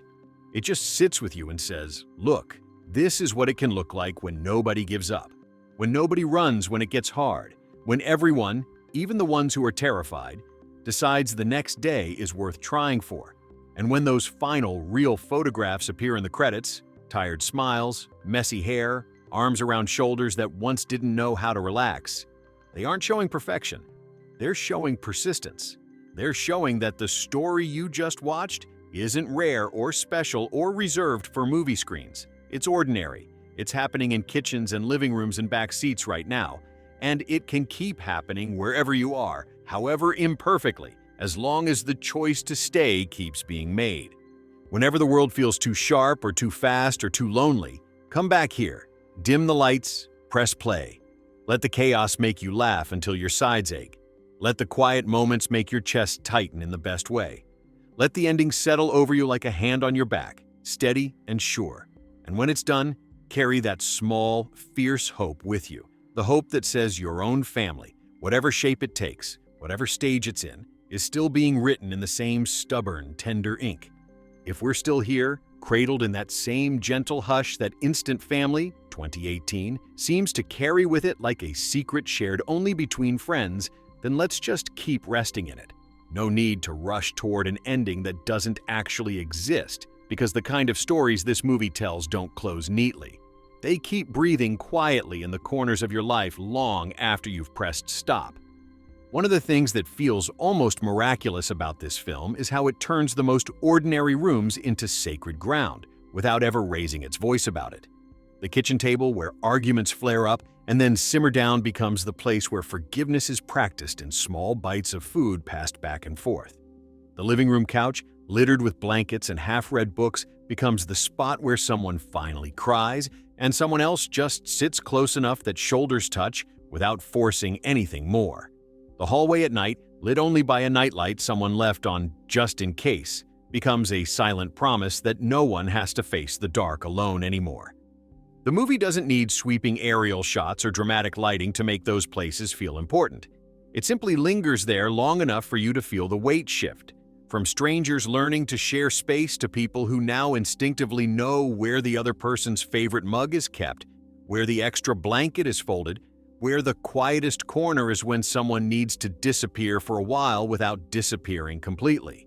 Those rooms stop being just background and start being witnesses. They hold the history of every small repair, every tentative truce, every time someone chose to walk toward instead of away, and by the end you realize the house itself has become part of the family, scarred, patched, loved, lived in. And maybe that's the deepest thing this movie leaves you holding. The understanding that family isn't something you decorate or stage. It's something you inhabit until the walls remember your voices, until the floors know the sound of your footsteps at 3 a.m. When worry won't let you sleep, until the air smells faintly of the meals you cooked when no one felt like eating, but everyone still came to the table. The film never says any of this outright. It doesn't need to. It shows you a house slowly filling with noise and mess and memory, shows you how that filling feels like healing, even when it looks like chaos. And then it lets you carry that image home with you. Lets you look at your own walls, your own table, your own hallway, and think, maybe this place is doing the same quiet work for us too. So whenever life starts feeling a little too scattered or a little too silent, come back to this. Put it on when the day has been long and the heart feels thin. Let the laughter spill out first, loud and unapologetic. Let the ache arrive next, soft and honest. Let the ending wash over you like warm water, not fixing anything, just reminding you that nothing needs fixing in order to be loved. And when those final real photographs appear, faces caught mid-laugh, arms wrapped around each other in ways that look effortless now but weren't always, let them be the gentlest proof that the slow, stubborn, beautiful thing you're doing, or hoping to do, or remembering how to do, is not impossible. It's just human. It's just what happens when people decide day after ordinary day that staying is worth every messy, tender, miraculous second. One of the most beautiful things the film does, almost without you noticing at first, is turn time itself into a character. Not the dramatic, ticking clock kind of time that races toward a deadline, but the slow, patient kind that accumulates in layers you only see in hindsight. You watch weeks and months pass in subtle shifts. A kid who used to eat standing up at the counter now pulls out a chair without being asked. A parent who once counted the days until things might feel normal now forgets to count because normal has quietly arrived in the shape of routine complaints about homework and who gets the last scoop of ice cream. The movie doesn't show you a calendar flipping pages or title cards announcing 3 months later. It just lets the days stack up naturally, lets you feel how small repetitions, the same goodnight ritual, the same sarcastic greeting in the morning, the same shared eye roll over burnt toast, start to weave themselves into something stronger than any single grand gesture could ever be. It reminds you that healing doesn't happen in lightning bolts. It happens in the gentle drip of consistent presence, in the 1,000 tiny proofs that this place, these people, are not going anywhere. And because the film trusts you to feel that slow build rather than spelling it out, you end up carrying a little piece of that patience with you. You start noticing the same slow layering in your own relationships, the ways someone has kept showing up long enough for trust to grow roots you didn't even see being planted. That's perhaps the quietest miracle this story offers. It makes waiting feel holy instead of frustrating. It shows you that love can be patient without being passive, that holding space for someone else's pace doesn't mean giving up your own hope, that sometimes the most loving thing you can do is simply not leave when every instinct screams to fix it faster. The film never romanticizes the waiting. It shows you how exhausting it can be, how doubt creeps in during the long stretches where nothing seems to change. But it also shows how worth it the waiting becomes when you look back and realize the person who once couldn't look you in the eye now seeks you out first when they're hurting. It turns the ordinary calendar into a love letter written one day at a time. And when those final real photographs appear, families who waited through their own long seasons, who kept choosing presence over perfection, they don't feel like a tidy conclusion. They feel like an open door, an invitation to keep living the same slow, stubborn, beautiful story in whatever rooms and relationships you call home. So whenever the days start to feel too long, or the changes feel too small, or you just need to remember that progress is allowed to move at its own gentle speed, come back here. Put the movie on when the light is low and the world is quiet. Let the laughter bubble up first, easy and familiar. Let the heavier moments settle next, honest and unhurried. Let the ending wash over you like a hand smoothing a blanket over tired shoulders, not solving anything, just holding it all with care. And when those photographs drift across the screen, real faces, real lives, real proof that time plus choosing each other really can build something lasting, let them be the softest reminder that your own timeline, your own waiting, your own small daily yeses are not wasted. They're the very material of the miracle. If we're still here, wrapped in that same warm, unhurried quiet that Instant Family, 2018, seems to leave behind like the soft light of a lamp left on in the hallway, then let's just keep sitting in it. No need to hurry toward any kind of final word, because the deepest things this movie plants in you aren't things that ever really end. They just keep growing quietly in the ordinary corners of your life. One of the most quietly powerful things about this film is how it turns the simple act of noticing into something almost reverent. You start seeing the tiny, almost invisible ways people start to belong to each other. The way Pete begins to instinctively reach for Lita's hand when she gets scared in a crowd, not because he planned it, but because he's learned her rhythms the way you learn a favorite song. The way Ellie starts leaving the same little notes in lunch bags, even when it feels silly, because she knows one small piece of paper can be the thing that makes a day feel less lonely. The way Juan starts answering questions with more than one word, not because he suddenly became outgoing, but because the people asking have proven, day after day, that they actually want to hear the answer. The way Lizzie's eye rolls slowly soften into something closer to affection, because someone has kept showing up long enough for her to believe the showing up might not stop. The movie never points at these moments with a spotlight or underlines them with narration. It just lets them happen in the middle of everyday scenes, trusting you'll notice them the way you notice the first green buds after a long winter. Small, fragile, but undeniable proof that something is waking up. And that's what makes the film feel so alive years later. It doesn't just show you a family being formed, it shows you the slow, patient process of trust being rebuilt from the ground up. Trust isn't given in one big moment. It's earned in 1,000 tiny ones.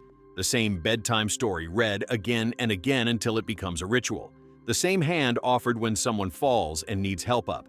The same "I'm here" said in different ways until it finally starts to feel true.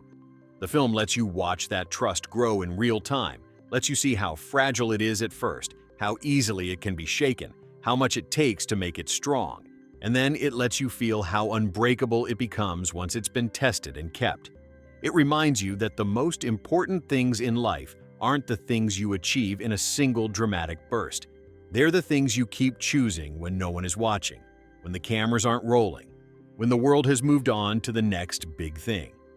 Those are the moments that build something lasting, and this movie honors them with the kind of quiet reverence that makes you want to be better at noticing them in your own life. Perhaps that's why the ending feels less like a conclusion and more like a beginning. When those real photographs appear in the credits, ordinary families caught in mid-laugh, mid-hug, mid-mess, families that once looked exactly like the one you just watched struggle into existence. They don't feel like a bow tied around a finished package. They feel like an open invitation.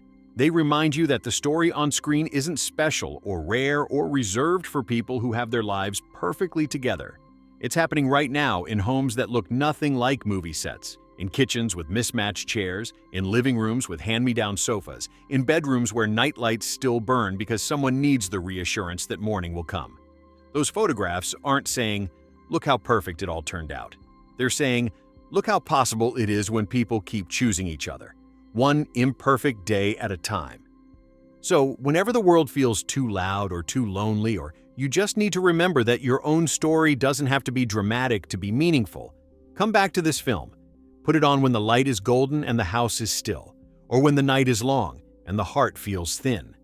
Let the laughter come first, bright and familiar. Let the heavier moments arrive next, honest and unhurried. Let the ending settle over you like a hand smoothing a blanket over tired shoulders, not solving anything, just holding it all with care. And when those photographs drift across the screen, real faces, real lives, real proof that time plus choosing each other really can build something that lasts. Let them be the softest possible reminder that what you're doing right now, in your own small, brave, everyday way, is already part of the same quiet miracle. If we're still here, cradled in that same gentle, unbroken hush that Instant Family, 2018, seems to leave behind like the faint scent of coffee lingering in a kitchen after everyone has gone to bed, then let's just keep resting in it. No need to chase closure, no hurry to declare anything finished, because the truest parts of this movie aren't things you can ever really put away. They just keep living quietly inside you, surfacing at the most unexpected moments to remind you what matters most. One of the things that feels almost sacred about this film is how it turns the act of remembering into something deeply loving. You watch the characters slowly start to carry each other's stories, not in big, dramatic retellings, but in the small, instinctive ways that show someone has truly listened. Pete starts finishing Ellie's sentences not to interrupt, but because he knows exactly what she's feeling before she says it out loud. Ellie begins to notice when Juan's shoulders tense the same way they did the first week, and she doesn't ask what's wrong right away. She just sits a little closer so he knows she sees him. Lizzie lets slip a detail about her past in the middle of a casual conversation, then keeps talking as if it wasn't a big deal. But the fact that she said it at all means the room has become safe enough to hold that memory without shattering. Lita starts pointing to old photos on the fridge and saying, "That's us now," with the absolute certainty only a 6-year-old can have. The movie never makes a ceremony out of these moments. It just lets them pass like sunlight moving across a floor, quiet, warm, and utterly transformative. It reminds you that real belonging isn't about erasing what came before. It's about making space for every chapter, letting the past sit at the same table as the present without anyone having to apologize for being there. And in doing so, it shows you how memory can become one of the strongest threads holding a family together. Not the painful ones that used to cut, but the ones that now feel like a soft scar you sometimes touch just to remember how far you've come. That's the part that keeps echoing long after the credits. The idea that love isn't about rewriting history. It's about adding new pages while still honoring the old ones. The film lets the characters carry their scars without shame, lets them reference pain without it dominating every scene, lets them build something new without pretending the old never happened. It shows you how a kid can talk about a birth parent with a mix of anger and longing and still let a new parent hug them goodnight. It shows you how adults can stumble through their own guilt and fear and still keep showing up to be the steady thing someone else needs. It shows you that family isn't a clean slate. It's a palimpsest, layers upon layers of stories overlapping until the whole thing becomes richer, deeper, more textured than any single version could ever be. And when those final real photographs appear, families who have carried their own complicated histories into something warmer, something ongoing, they don't feel like a triumphant ending. They feel like quiet evidence that the work of remembering and being remembered, of holding space for every part of someone's story, is the very thing that turns strangers into forever people. So whenever the days feel too heavy with old hurts or too light with new hopes, or you just need to remember that your own history doesn't disqualify you from being loved exactly as you are, come back to this. Put it on when the house is quiet and the light is low. Let the laughter arrive first, easy and familiar. Let the heavier moments settle next, honest and slow. Let the ending wrap around you like a hand smoothing a blanket over tired shoulders. Not erasing anything, just holding it all with the kind of care that says nothing has to be perfect to be precious. And when those photographs drift across the screen, real faces carrying real pasts into real futures, let them be the softest reminder that your own story, with all its overlapping chapters and unfinished sentences, is still being written in the same stubborn, tender ink.